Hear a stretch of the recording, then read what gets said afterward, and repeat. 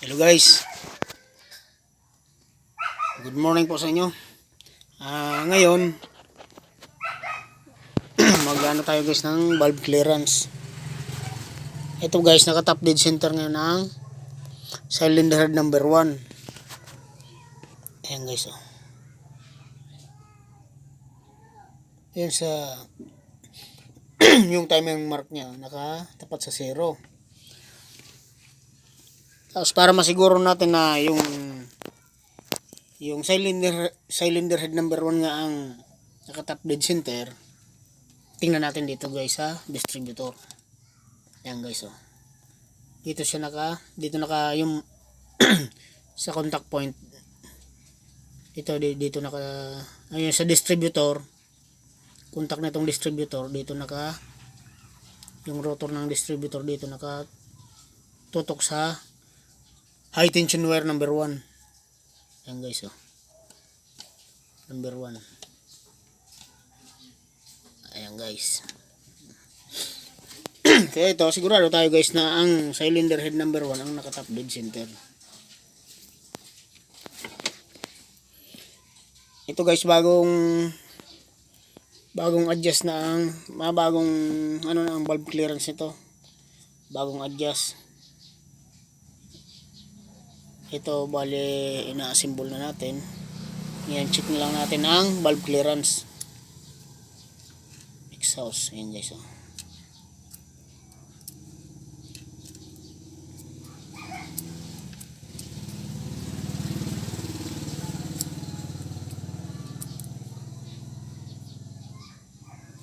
Tapos intake.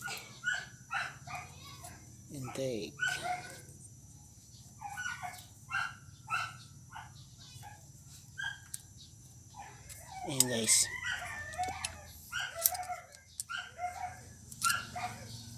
Yung standard pa rin guys ang sinunod natin. Yung exhaust 25 mm, 0.25 mm. At yung intake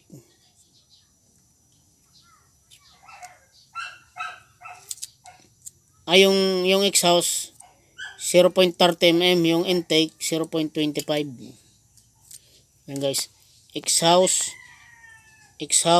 intake, exhaust, intake, exhaust.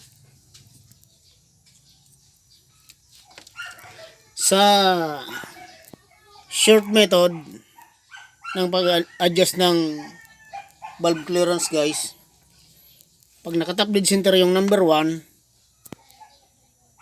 ang pwede mong adjustin itong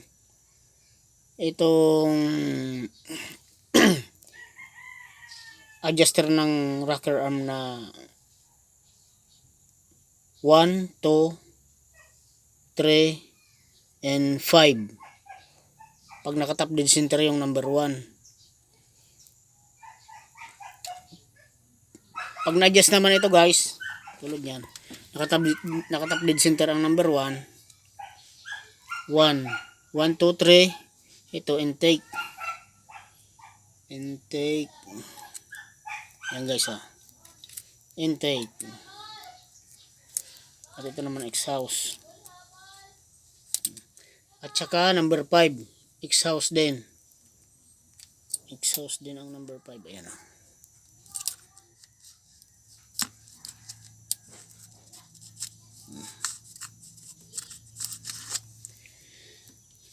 Sa short method yan guys. Pagtapos ng adjustin ito, 1, 2, 3, and number 5 na balbula, i-rotate natin yung itong crankshaft. I-rotate natin. Yan guys. I-rotate natin yan na mag-top dead center din ang cylinder head number 4. Yan sa short method.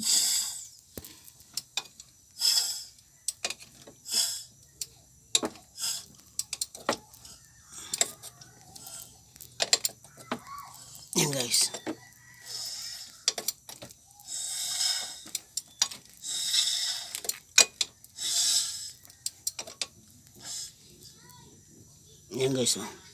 Yung timing mark ng pulley, itatapat ulit natin sa 0. Rerotate natin ng 360 degree. Yun, yung pulley. Tapos, ang naka-top dead center naman ngayon, yung cylinder head number 4. Ayan guys, oh. 1, 3, 4, 2. Kasi yung firing order nito, Toyota 5K, 1342. Ayan guys, 134. Ayan, oh. Sa Porsche guys nakatutok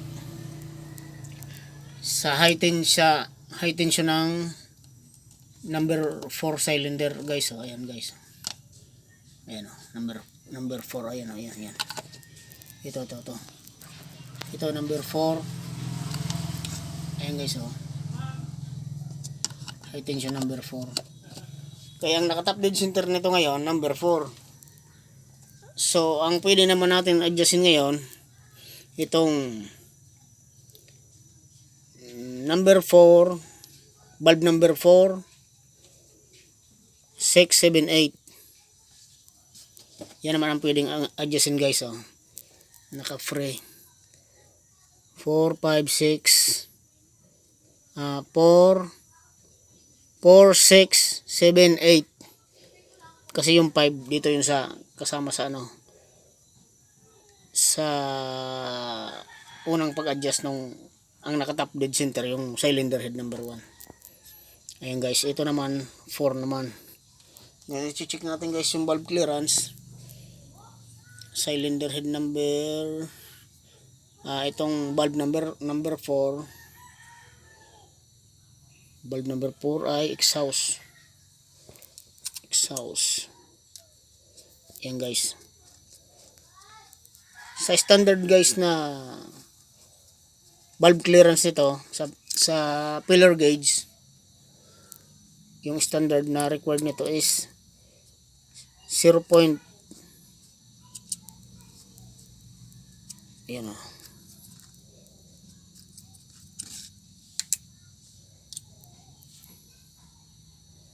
Ayun guys, 0.30 yung exhaust. Tapos ito naman, check natin naman yung intake. So standard naman na sukat ay 0.25 sa millimeter.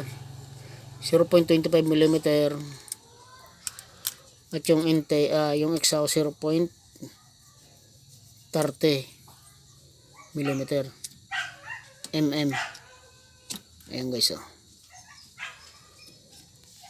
Yung sa shortest short method yan guys, pero i-check pa rin natin yan individual.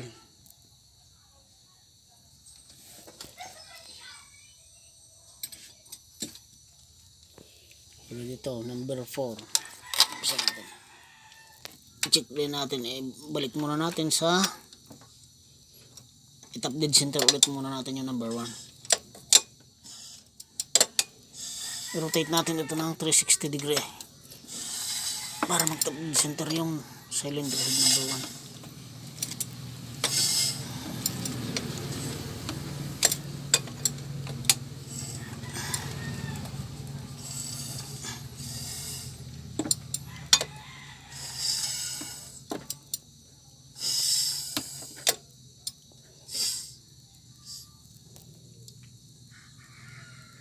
Yan guys, oh. Nagkatapat sa 0 yung timing mark dito sa pulley.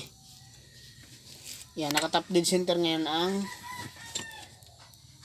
cylinder head number 1. Yan guys, oh. Cylinder head number 1. Check natin ang valve clearance, exhaust.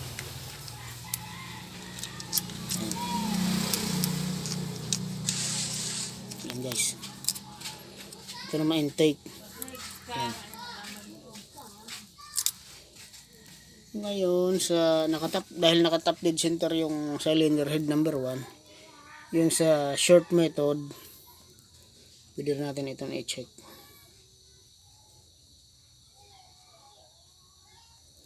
Intake din, intake number 3 at saka number 5 exhaust. Ayan guys, oh. Sakto lang. Pero isa-isahin natin yan guys. Ngayon, itong cylinder head number 1 at saka yung number 4, may timing mark kapag yun ang itatap dead center mo. Sa 3 into, cylinder head number 2 and 3, walang timing mark. Kaya dito tayo guys magbabase sa distributor magbabase. Ayan o. Yan tayo titingin. Yan, galing sa high tension number 1 papunta yan sa high tension number 3. Ayan guys. Number 3. Ayan guys, dito guys. Ayan. Ayan. Ayan, kulang pa. Dito guys.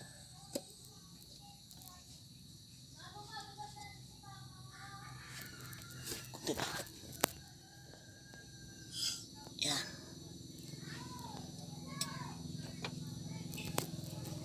Ngayon guys, number 3 ang naka-compression stroke. Ito number 3, cylinder head number 3. Checkin din natin ang valve clearance. Check na lang tayo kasi na-adjust na natin. Exhaust. Yan, exhaust valve. Ito naman intake valve ng cylinder head number 3. Yan.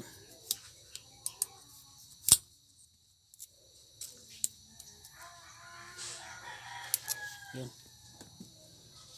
Nice yan guys. Checkin para natin yung 1, 3. Sunod niyan guys ay number 4. Yan, sa number 4 guys, pag top dead center ng number 4 cylinder, dito ulit natin tingnan kasi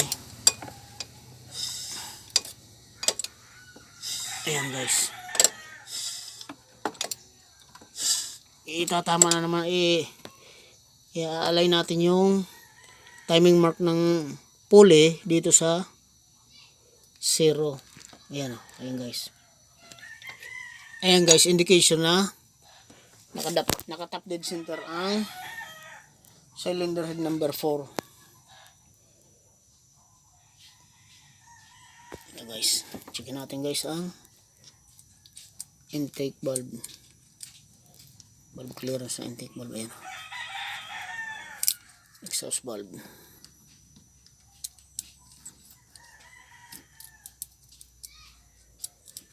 Ayan guys.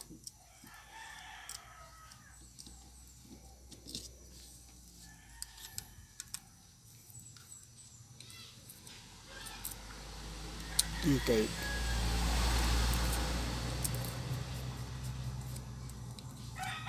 Exhaust.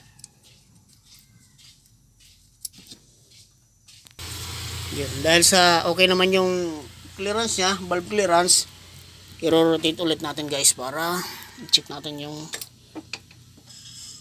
valve clearance ng cylinder head number 2. Ayan guys, dito tayo guys, titingnan guys sa distributor.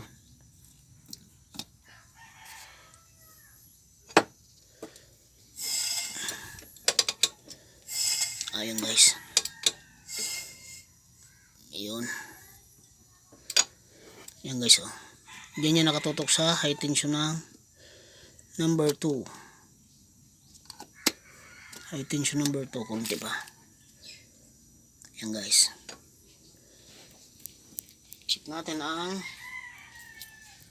valve clearance ng cylinder head number 2. Ito exhaust. Ayan guys, oh.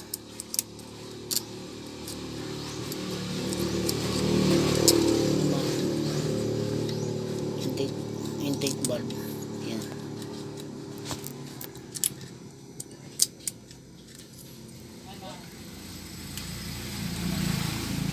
Ayan guys. intake, at saka ito naman guys, exhaust.